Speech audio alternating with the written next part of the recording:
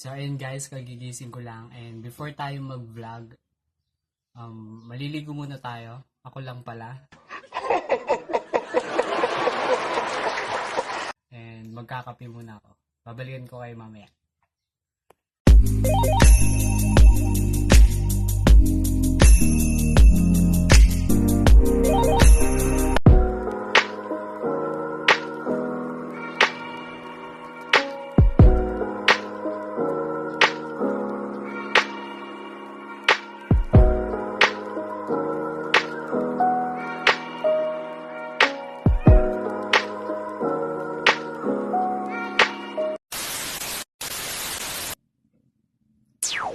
Welcome back guys, I am Arjunal R. Caballero ng BSE 2B Mathematics of NUST San Isidro Campus.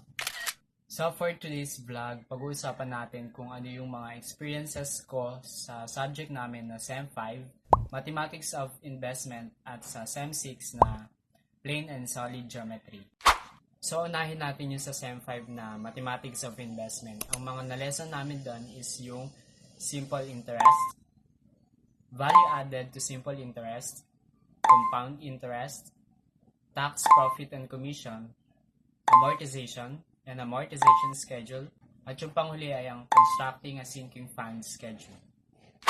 So yun nga yung mga lesson or topic namin sa SEM 5. So every time na matatapos yung topic namin, may pinapagawa si Sir Mark.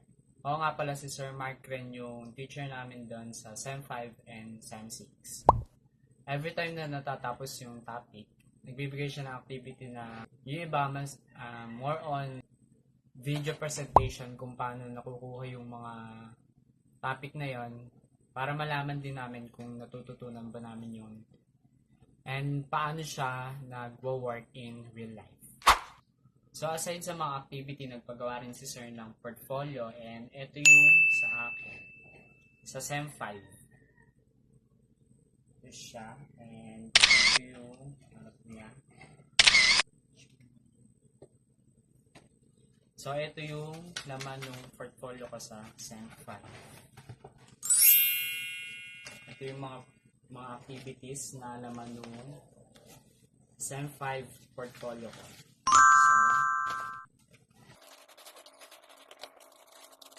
Personally, I love mathematics in terms of business. So kung nag face-to-face kami and ito yung lesson or subject namin, siguro mas marami pa akong matututunan and mas magigets ko yung mga topic namin dito sa Mathematics of Investment. So punta naman tayo sa SEM 6, Plain and Solid Geometry. Ang mga natakan naming lesson doon ay Basic Geometric Construction, Classifications of Triangles, Triangle Similarities, Quadrilaterals, circles, area and circumference of circles, volume and surface area of a right prism, at ang pyramids, cylinders, and cones. So katulad nung sa SEM 5, yung SEM 6 is every topic may pinapagawang activity si Sir sa amin para mas matutunan namin yung mga lesson. And katulad dun sa may mga quadrilaterals, pinagawa niya kami ng bahay kung saan dapat makikita yung mga shapes doon. And ito yung ginawa ko.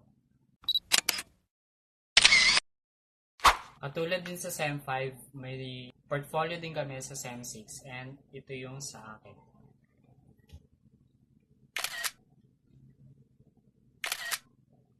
And ito yung nasa loob niyan ng mga activities. Kung makikita nyo guys, ang kapal ng activities namin sa SEM 6. So, ayun siya.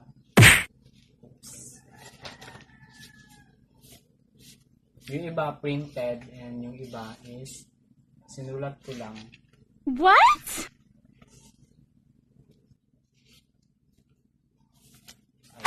Honestly, hirap ako sa plain and solid geometry. Buti na lang yung every lesson namin is naka-video and nandun siya sa YouTube channel ni Sir Mark Ren Villaflor and dito nyo siya makikita. So yun nga, ang swerte namin kasi naka-video yung mga lesson namin and anytime pwede mo siyang balikan kung hindi mo talaga siya magets and kung Kung hindi mo talaga siya magets, pwede mong i-PM si sir or pwede ka magtanong sa kanya para mas matutunan mo yung every lesson. So, hindi lang basta video sa YouTube yung nagiging discussion namin. Naggagawa rin kami ng Zoom conference and doon nagtuturo ulit si sir para mas matutunan namin. Pwede kami magtanong habang nagdi-discuss siya.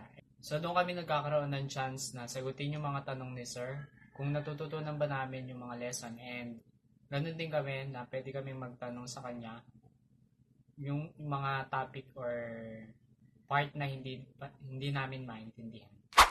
That's all for today's vlog. I hope you enjoyed this video. Again, I am Arjunel Arcabalero ng BSc 2B Mathematics of MUST San Isidro Campus. Bye!